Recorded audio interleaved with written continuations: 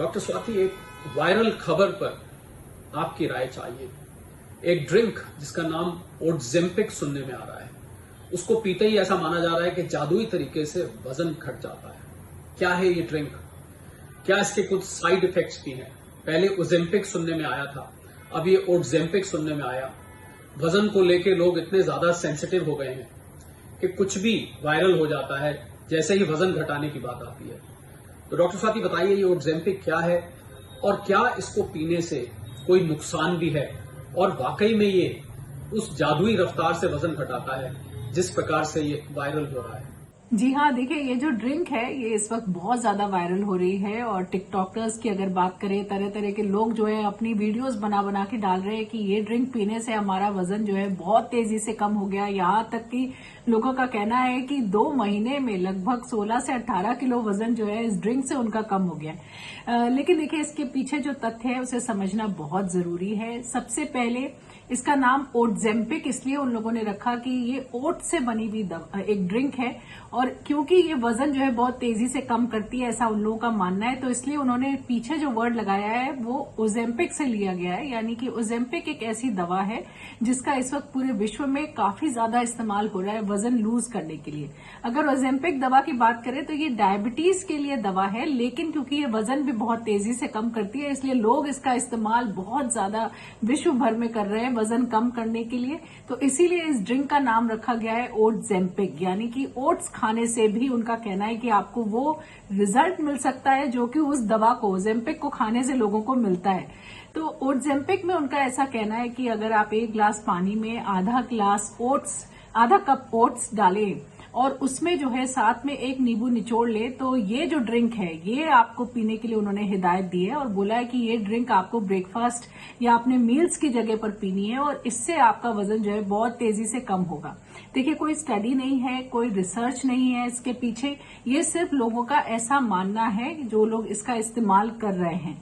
अगर हम ये समझें, देखिए सबसे पहली बात तो ये कि ये जो ड्रिंक है इसमें कैलोरीज बहुत कम है, क्योंकि ओट्स जो होते हैं वो धीरे धीरे शुगर हमारी बॉडी में रिलीज कराते हैं और इसमें पानी है, नींबू का जूस है, तो कैलोरीज कुछ ज्यादा नहीं है।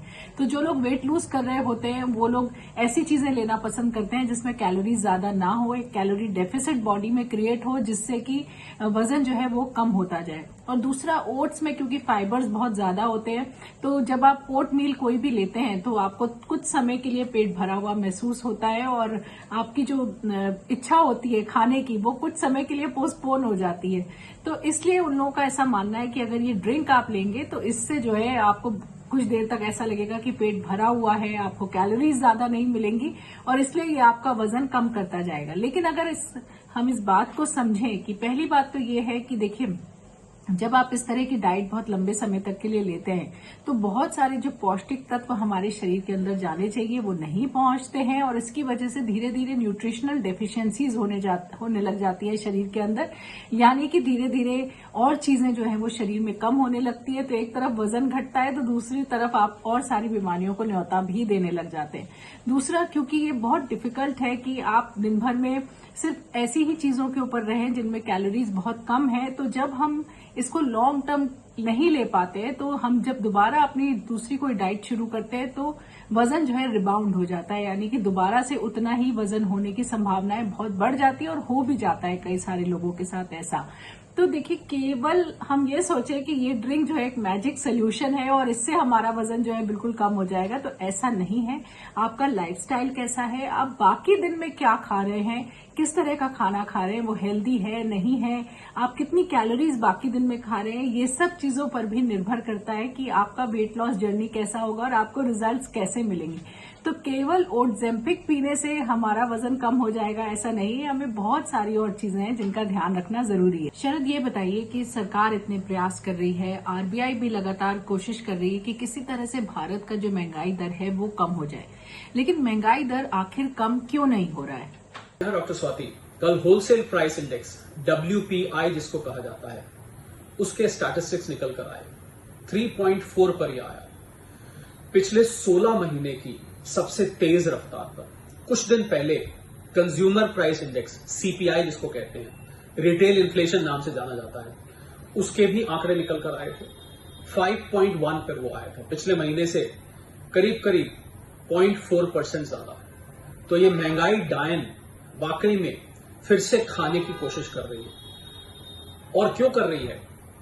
सब्जियों की वजह से। आलू, प्याज, टमाटर, मैंने 3 स्टेपल सब्जियां जो कि शायद हर घर में इस्तेमाल होती हैं। आलू ऐसी चीज है जो हर सब्जी में डलता है, प्याज हर सब्जी में इस्तेमाल किया जाता है, और टमाटर का इस्तेमाल तो होता ही होता है। तो ये तीनों सब्जियों के दाम इस समय बहुत ऊंचे चढ़े हुए हैं। यही नहीं, बाकी सब्जियां और फल ले लीजिए, उनके दाम भी बहुत ऊंचे हैं। कुछ दिन पहले रिजर्व बैंक ऑफ इंडिया के गवर्नर साहब, उन्होंने कहा था कि इन्फ्लेशन भले ही हम नियंत्रण में करने में कुछ हद तक कामयाब हुए हैं, पर ये जो खाने पीने की चीजें हैं, इसकी इन्फ्लेशन ने अभी भी नाक में दम किया हुआ है। ये जिद्दी बनी हुई है, नीचे आके नहीं दे रही है। और जिस तरीके से मई और जून में भयानक गर्मी पड़ी है उत्तरी भारत में और उत्तरी मध्य भारत में, उससे सब्जी की फसलों का बहुत नुकसान हुआ है। चिंता की बात यह है कि मानसून आ चुका है पूरे देश में, और मानसून में अगर आपको याद हो कि सब्जियों के दाम और ज्यादा बढ़ जाते हैं, तो सोने पे सुहागा का काम करने वाला। एक तरफ भयंकर गर्मी ने सब्जी का इस बार नुकसान पहुंचाया, उसके बाद अब मानसून, क्योंकि पानी भर जाता है, सब्जी की आवाजाही में दिक्कत हो जाती है, ट्रक्स को मूव करने में दिक्कत होती है, ट्रांसपोर्टेशन में दिक्कत होती है, और बाढ़ आने की वजह से सब्जियों की फसलें भी खराब होती हैं। तो मुझे लग रहा है इस महंगाई डायन को कंट्रोल करना सरकार के लिए कठिन काम होगा। 1-2 चीजें मैं जल्दी से बता देता हूं जो कि सरकार को करनी चाहिए अगर इस महंगाई को नियंत्रण में लाना है, वरना ये वाकई में लोगों की किचन का बजट बिगाड़ देने वाली है। औसतन मैंने कैलकुलेट किया करीब 1500 से 2000 रुपए पर मंथ सिर्फ और सिर्फ इन सब्जियों की वजह से एक नॉर्मल हाउस होल्ड पे फर्क पड़ रहा है।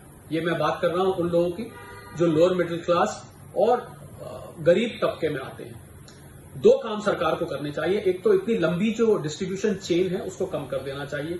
20 रुपए का टमाटर किसान बेचता है मंडी में जाके, आपके हाथ में आते आते वो 100-120 का हो रहा है। बीच में जो ये बिचौलिए हैं अपना मुनाफा जो बेधड़क होकर लेते हैं, उनको मुझे लग रहा है कट करना चाहिए। पहला कदम ये। दूसरा, कुछ जमाखोर, होर्डिंग जिसको कहते हैं, वो इस मौके का फायदा उठा के सब्जियों को होल्ड कर लेते हैं और जैसे ही कीमत बढ़ती है उसको धीरे धीरे निकालते हैं। मुझे लग रहा है इस जमाखोरी पर सरकार को लगाम लगानी चाहिए। इसके लिए पुख्ता कदम उठाने की जरूरत है, वरना ये महंगाई डायन सच में खाने का फिर से प्रयास कर रही है। और बड़ी मुश्किल से जो इन्फ्लेशन कंट्रोल में आया था पिछले 2 साल की जद्दोजहद के बाद, रिजर्व बैंक और सरकारी तंत्र के एफर्ट्स के बाद, वो सारा का सारा एफर्ट बेकार हो सकता है अगर इसको कंट्रोल नहीं किया गया। तो फिर जुड़ेंगे आपके साथ ऐसी ही किसी सेहत और इकोनॉमिक और फाइनेंस जगत की खबर के साथ। तब तक के लिए नमस्कार।